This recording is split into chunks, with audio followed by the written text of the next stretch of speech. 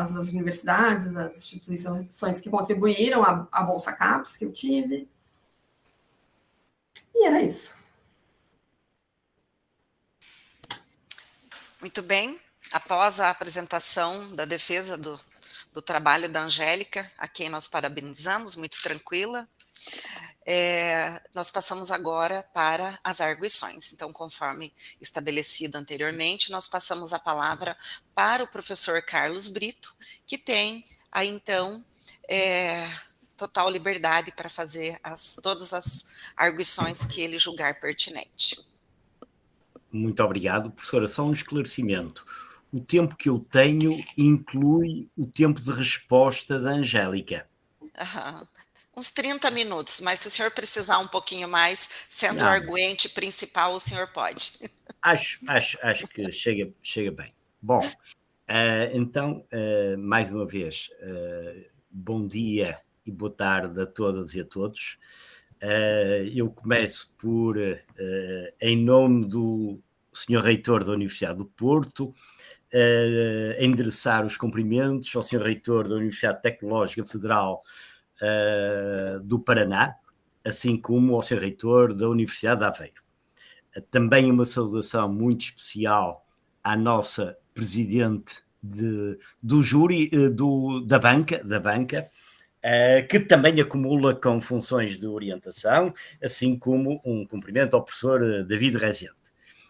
E nestas personalidades eu cumprimento todos os académicos e professores presentes. Em relação à Angélica, não é a altura ainda de a felicitar, ainda vai ter que sofrer mais um bocadinho, mas, no entanto, não posso deixar de me congratular por tudo aquilo que fez até agora e, neste momento, encontra-se de uma forma brilhante a cumprir o seu último passo conducente ao grau de doutor, neste doutoramento em cotutela entre as duas universidades. E também saúdo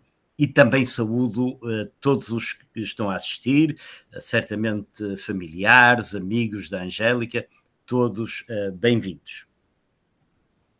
Eu vou começar por fazer uma apreciação geral, depois vou ali para alguns detalhes e depois vamos aqui ter uma boa conversa. Está bem, Angélica? Ok. Muito bem. Olha, eu gostei muito de ler a sua tese. Acho que o tema é muito interessante, quer do ponto de vista teórico, quer do ponto de vista prático, nomeadamente para políticas públicas. Gostei do seu referencial teórico, e já vou falar, porque de facto, fez aí deu uma excelente panorâmica do referencial conceitual, na base do qual desenvolveu depois toda a sua pesquisa, e acho também que a metodologia é muito rica, integradora e inovadora. O que dá garantias de que tudo isto foi bem feito. Portanto, eu diria, só olhando para aqui, só depois de eu dizer isto, eu só posso concluir uma coisa: a pesquisa é muito sólida e não me deixa dúvidas nenhumas. O aspecto menos positivo tem a ver com o último capítulo, que a Angélica chama das considerações finais. Mas já vamos falar do último capítulo. Bom, portanto, e gostei muito da sua apresentação, muito clara, mostrando muita segurança naquilo que fez. Eu costumo dizer aos meus alunos que eles devem transmitir confiança, devem ser convincentes sem ser convencidos. Eu não sei se no Brasil dá para entender esta diferença, mas a Angélica foi muito convincente, mas não foi convencida, não é uma pessoa convencida de chegar aqui e dizer: olha, eu fiz a melhor coisa do mundo, vocês não entendem nada e eu é que sei disto. Não, é assim mesmo, com esse tom que os académicos e os cientistas gostam, chamada humildade académica. depois não somos humildes, mas gostamos de transmitir esta humildade. Convém que a Angélica já vá sabendo estas coisas. Bom, eu tenho aqui o meu iPad, pronto, faz aqui um abstract, sim senhor, ótimo, tem depois tudo o índice, e eu gostei muito da introdução, portanto a introdução no fundo, e aliás mostrou-nos aqui até aquele esquema com aqueles 3 círculos, mostra bem ali um gap na literatura, portanto há ali uma lacuna que é preciso preencher, define muito bem o seu problema, a sua pergunta de pesquisa, que é como avaliar a contribuição dos ecossistemas de inovação para o desenvolvimento regional sustentável, e na página seguinte, na página 14, a Angélica tem aí objetivos específicos, que aliás nos mostrou agora mesmo. São 6. Primeiro, caracterizar os ecossistemas de inovação. Segundo, identificar fatores. Eu, quando li isto a primeira vez, pus aqui um ponto de interrogação. Porque eu acho, e depois quando li a tese toda, fiquei mais consciente. Eu acho que isto não são objetivos. Isto são fases do seu trabalho. E, de facto, aquilo que a Angélica faz é completar cada uma das fases. Começa por caracterizar os ecossistemas, e, aliás, no fim diz isso. E disse-nos agora mesmo. Identifica os fatores, compara, compila as dimensões, elabora uma estrutura conceitual, identifica a influência mútua e avalia a contribuição. É verdade. Mas eu não chamaria a isto objetivos.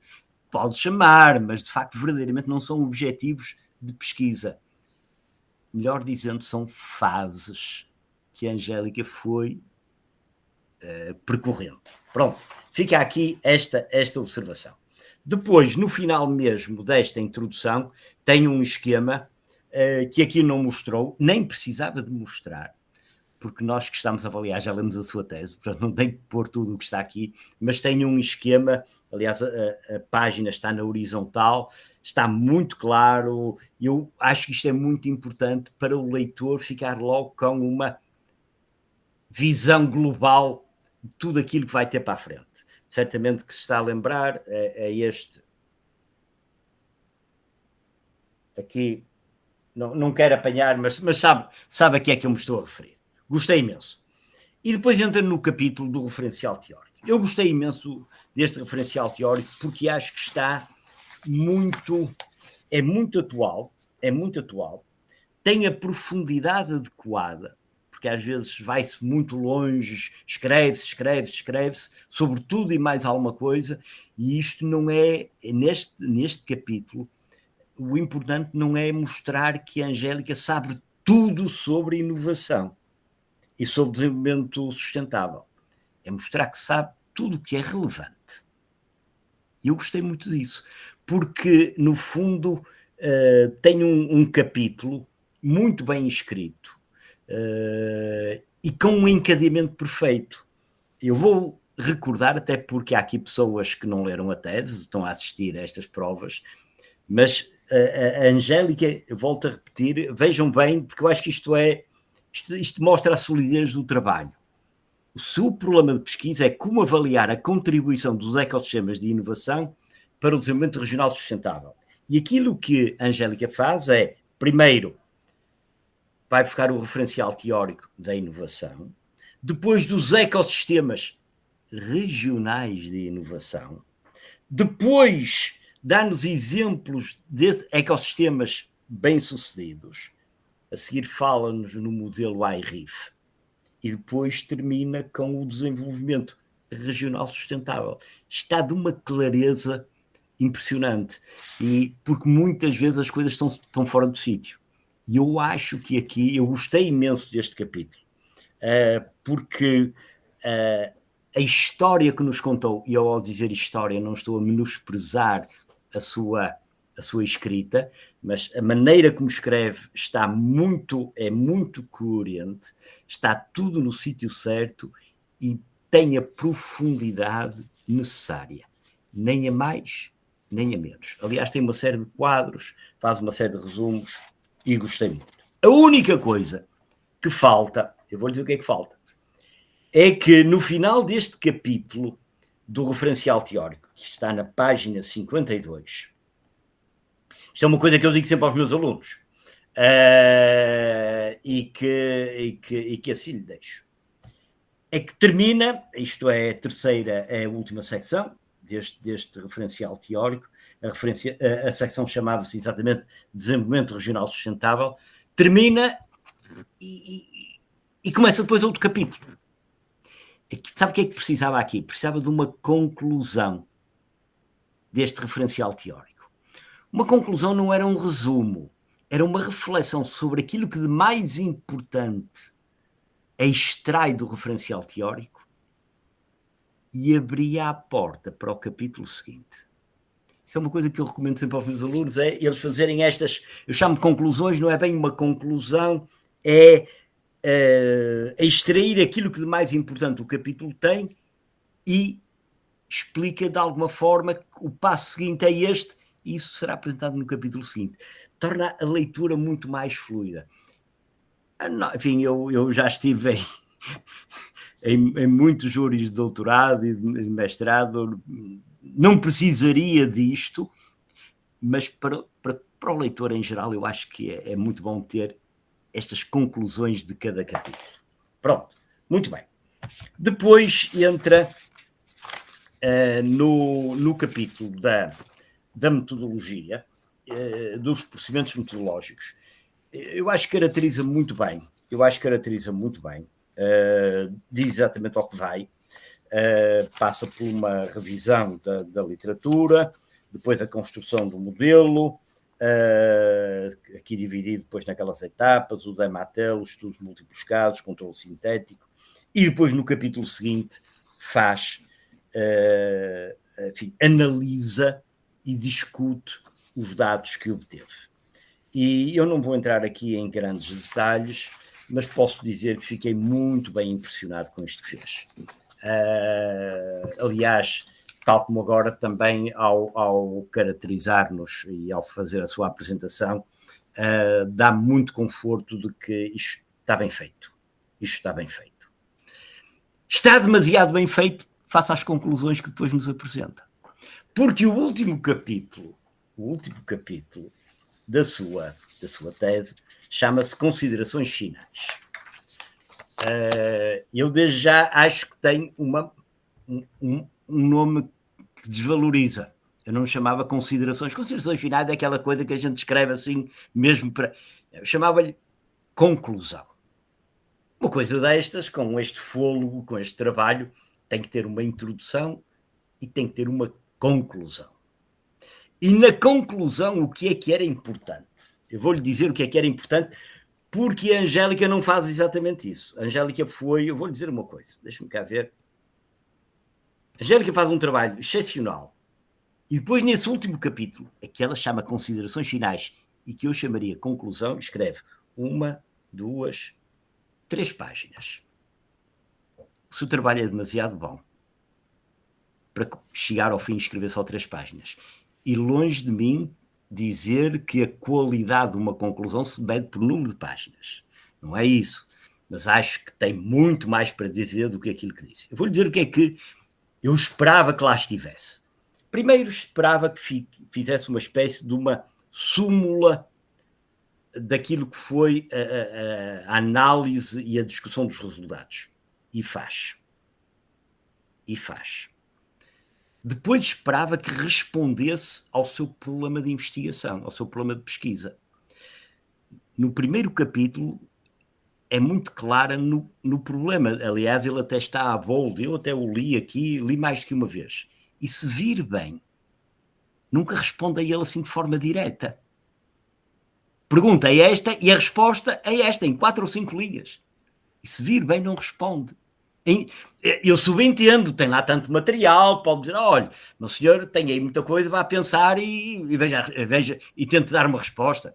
Mas aquilo que eu queria era que a Angélica respondesse. E depois também queria outra coisa que não está cá, que é o contributo, ou os contributos da sua pesquisa. Porque tem 3 contributos, que aliás, é que a pesquisa é muito rica. Tem contributos para a teoria, tem contributos para a prática, quer ao nível da administração, gestão, quer ao nível das políticas públicas, e tem contributos metodológicos, porque a metodologia é muito rica. É demasiado contributo para ter sido escrito, para ter desenvolvido tão pouco. Merecia mais. E depois, sim, as limitações e as sugestões de pesquisa futura que faz. Pronto, portanto, este eu diria é o capítulo, para mim, menos conseguido. Admito que possa acontecer uma de duas coisas, porque isso acontece-nos a todos, e certamente também me aconteceu a mim quando eu fiz a minha tese de doutorado. Primeiro, já estamos fartos da tese, e já não temos cabeça para escrever esta parte. Segundo, e muitas vezes é ao mesmo tempo, temos um prazo para entregar e não temos tempo para elaborar, nem pensar, nem escrever. Eu não sei qual foi o caso, às vezes é um, outras vezes é outro, outras vezes são os dois. E, professora Regina, pela minha parte, já falei o que tinha a falar, gostaria que a Angélica fizesse também os seus comentários àquilo que eu disse, e se nos sobrar aqui algum tempo, ainda tem aqui uma perguntinha ou outra. Pode ser? Com certeza, pode sim. Obrigado. Imagina, eu que agradeço. Muito obrigada, professor Carlos Brito. Então, eu, em relação ao título primeiro, né, considerações finais, isso é uma coisa que, quando eu apresentei o meu trabalho de conclusão lá na minha graduação, eu coloquei conclusão, e aí o professor disse, não, conclusão não, porque a pesquisa continua, é muita arrogância colocar uma conclusão. Então, uma certa, né? E eu fico com aquela, não, é uma consideração final, continua. Mas tá certo, né? Aqui se fecha um ponto e inicia uma nova pesquisa, talvez realmente cabe uma conclusão. Angélica, já agora deixa-me, estamos aqui a conversar de pesquisador para pesquisador. Eu não sei quem é que lhe disse isso, mas isso é bem verdade. A melhor pesquisa que pode haver é aquela que continua. Se eu fizer uma pesquisa qualquer e disser assim, olha, isto já se sabe tudo, não há mais nada para investigar. Isso eu diria, é o pesadelo de qualquer pesquisador. É ele chegar ao fim e dizer, olha, já não há mais nada.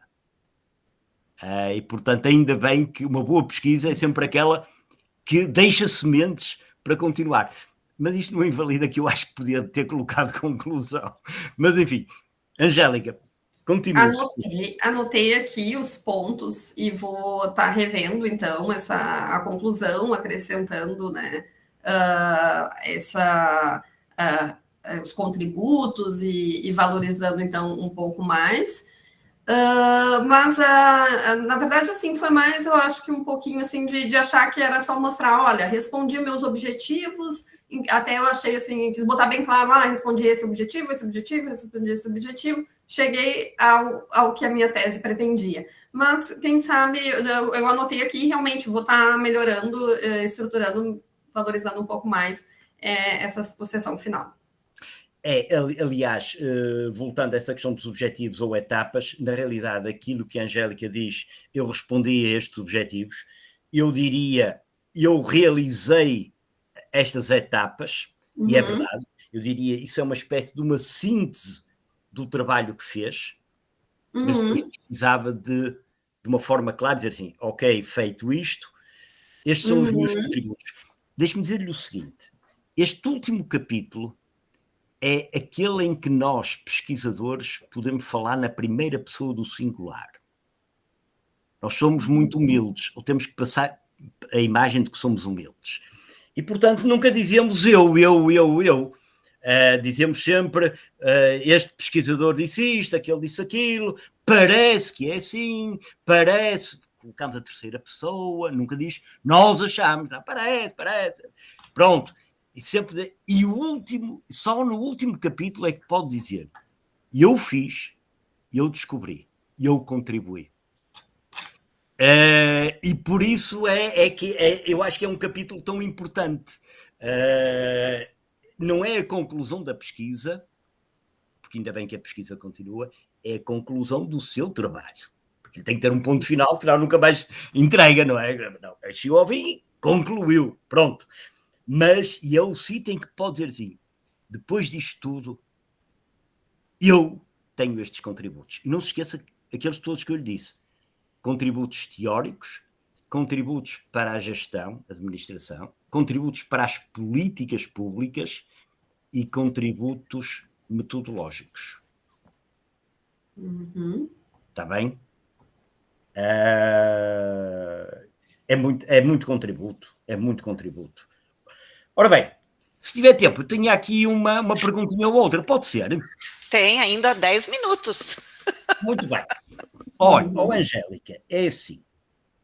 E eu volto a dizer, nós estamos aqui a conversar de pesquisador para pesquisador, portanto, eu sou um bocadinho mais sénior, a Angélica é um bocadinho mais júnior, mas somos ambos pesquisadores. Do seu trabalho, eu só conheço o output final, ou seja, só conheço a tese.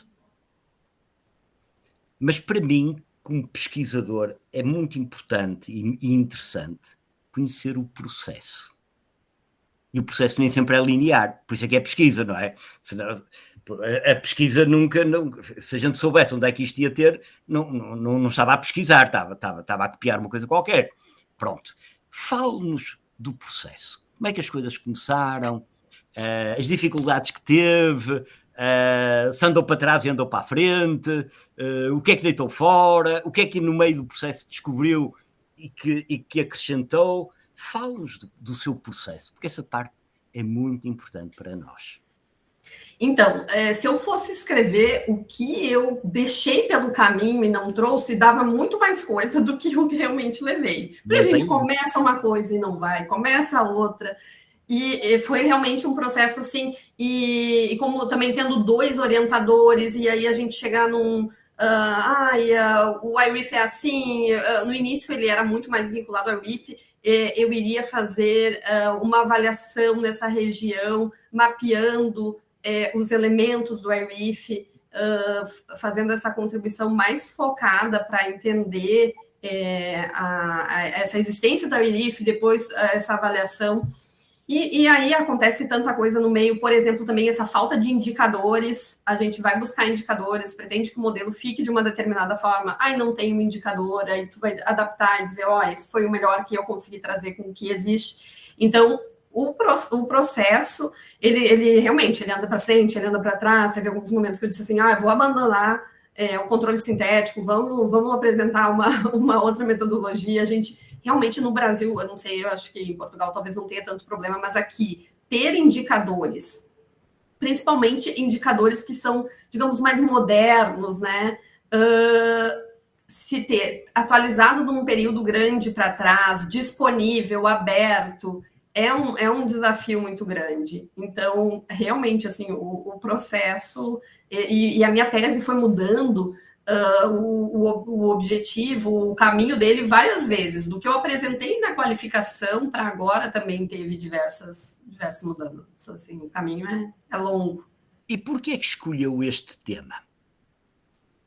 O porquê que eu escolhi esse tema? Eu comecei um outro tema inicialmente com a professora Regina, lá você trabalha transferência de conhecimento e tecnologia, comecei mais pelo lado das cidades inteligentes, olhando o que acontecia, e aí entrou o professor Davi, nos apresentou a pesquisa dele, nós compramos a ideia e fomos indo, aí fui trabalhando com o professor Davi e me aproximando, não era um tema que eu tinha uma aproximação, mas eu puxava, que aí essa foi também uma dificuldade, eu quero trabalhar com regiões de recursos limitados, eu quero trabalhar essa perspectiva em países emergentes. Se fala muito em Vale do Silício, alguns lugares mais consolidados, mas esse modelo funciona nessa região, então eu trazia mais essa ideia de tentar olhar para esse contexto muito mais do Brasil e dessas regiões com menos recursos do que Portugal, por exemplo.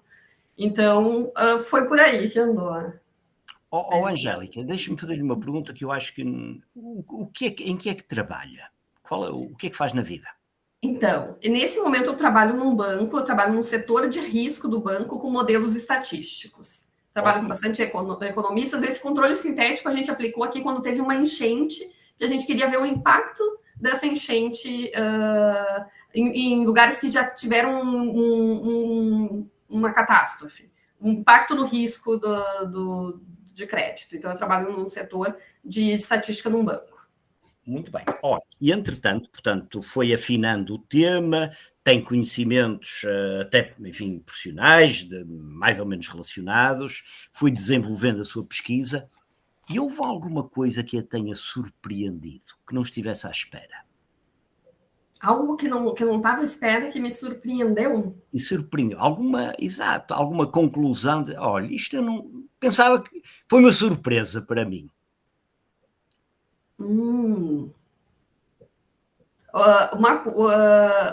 Assim, dos meus achados, alguma coisa que tenha sido uma surpresa. Ai. Não sei o que seria, assim, alguma coisa muito... Posso ajudar? Pode. Na verdade, assim, uma grande surpresa para a Angélica foi quando ela foi pegar os indicadores e não haviam dados, né? Como ela colocou, nós só tínhamos dados a partir de 2022. E como nós só tínhamos dados dos indicadores a partir do 2022, então ela não conseguiria aplicar o controle sintético da forma como se deveria. Então esse foi assim, foi o achado, e foi nesse momento que ela pensou, eu não vou mais apresentar, vou mudar. E daí eu disse, não, mantenha. E aí, quando ela começou a fazer o contrafactual, ela foi fazendo as descobertas, olha, né, no caso, essa cidade, ela, a partir daquele momento ali, a partir daquele ponto de partida, houve aquele crescimento. Então, a própria descoberta que a Angélica, na humildade científica dela, não está percebendo, foi que, aplicando o modelo do controle sintético, que é para outra situação, que até então não havia sido aplicado, ela conseguiu descobrir que ela consegue, sim, avaliar o desenvolvimento regional sustentável. Então, essa é a descoberta dela, e ela acha que está normal, porque ela trabalha com isso no dia a dia, mas ela trabalha para outra situação e não essa daqui específica. Muito bem, muito obrigado. Essa é uma surpresa com frequência nós enfrentamos. Olha, Angélica, eu vou-lhe só fazer agora uma última pergunta. Tenho a certeza que há aqui familiares e amigos que estão a assistir à defesa da sua tese, mas outros não estarão. E hoje, certamente, não sei se ao almoço, se ao jantar, vai querer celebrar, vai querer festejar o seu êxito. E haverá algumas pessoas que vão dizer, Angélica, afinal o que é que tu descobriste? O que é que você descobriu, Angélica? E a Angélica não vai ali fazer uma apresentação, enfim. Enquanto passa uma travessa de um lado para o outro, olha, cheguei a travessa com a picanha. Enquanto passa a travessa com a picanha, a Angélica vai ter que dizer o que é que descobriu. Ora, diga-nos assim, em 30 segundos, o que é que descobriu. Como principal, eu acho que seria essa capacidade que, ao ter o ecossistema de inovação em regiões com recurso limitado, de passar a contribuir para o desenvolvimento regional sustentável. A gente, com esse método multicritério do Dematel, se mostrou que muito mais influencia, que muito mais o ecossistema de inovação influencia o desenvolvimento sustentável do que o contrário.